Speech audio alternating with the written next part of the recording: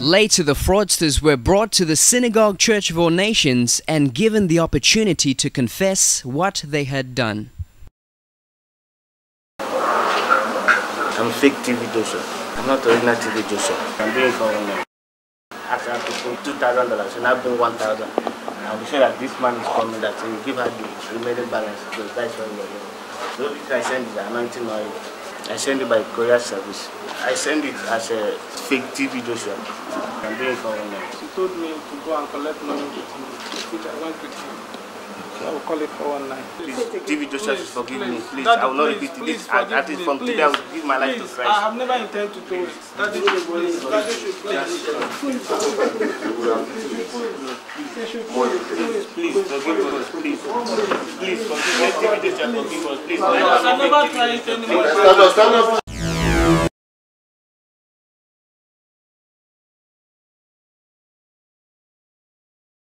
Remember, sin brings fear, confession brings freedom.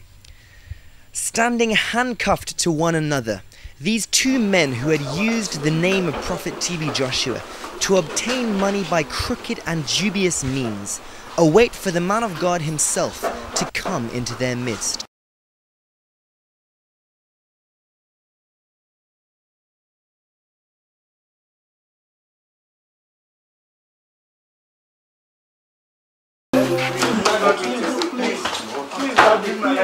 Please, I will never try it. Please, I will never try it in my life.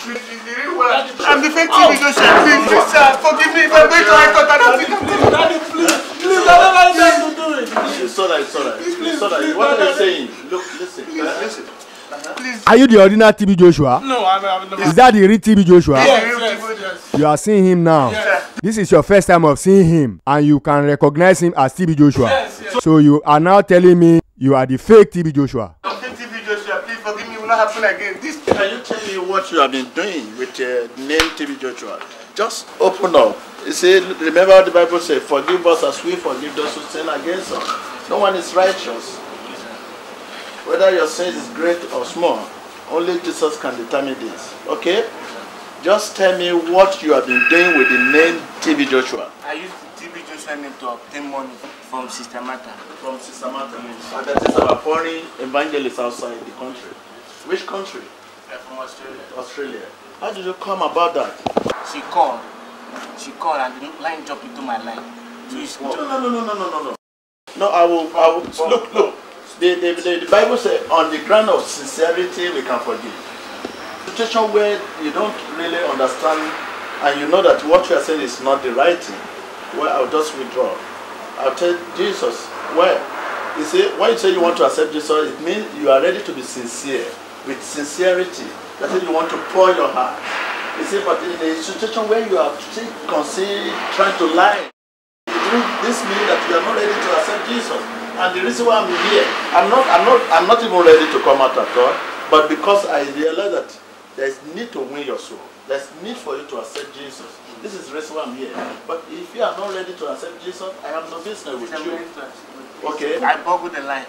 I think it will be better sit down. Sit down, please. My name is George. I'm 29 years old. I'm a fake TV Joshua. If you are the real TV Joshua, I boggled the number and I use it to claim that I'm TV Joshua. Why I'm fake TV Joshua? I feel if I use the name, I will obtain one because he's a real man of God. And people believe me very well. I can't.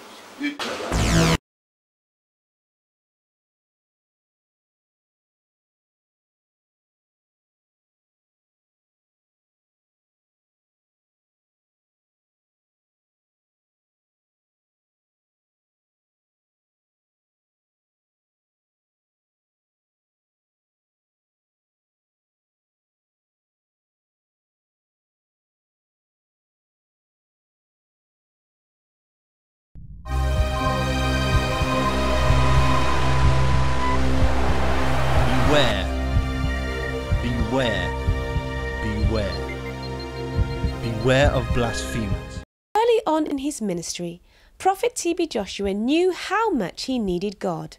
As his accusers lost no time in plotting against him, he too lost no time in committing himself to God through prayer.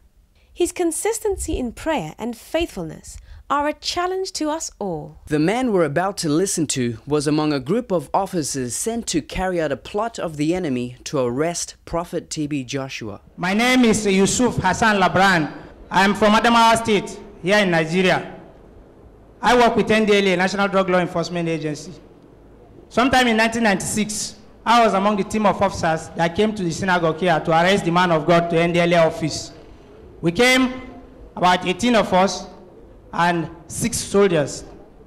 So when we came, some of us went to the old side of the synagogue. Some came to this place. I was among those that came here. I took position outside there. With gun? With armed. All of us are armed. All of us are armed. In fact, I was at the gate, the entrance gate from that major road.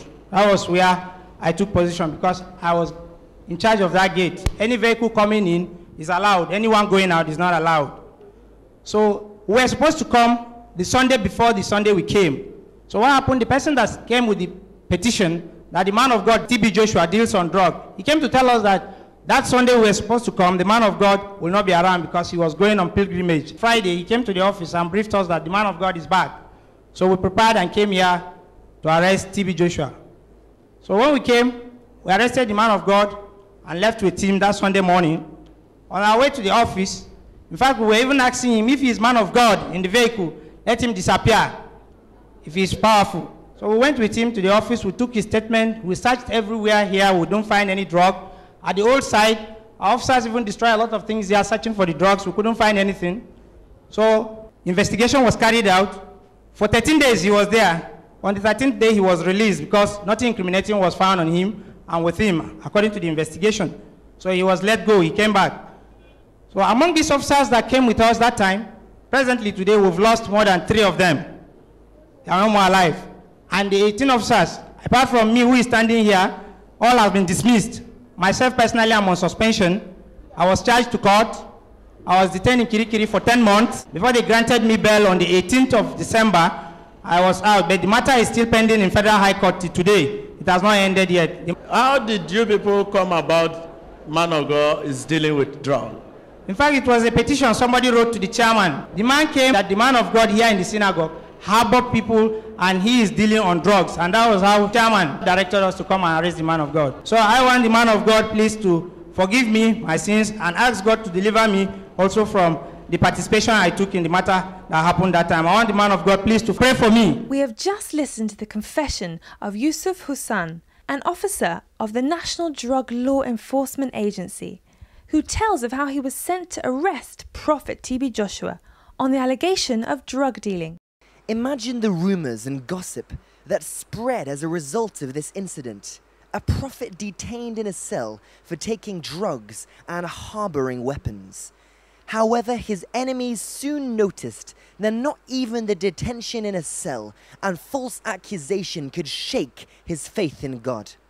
To the wise, this was a foolish thing, but God used it to reveal his purpose in the life of Prophet TB Joshua, giving him the necessary experience and maturity to handle the greater responsibilities God was preparing for him.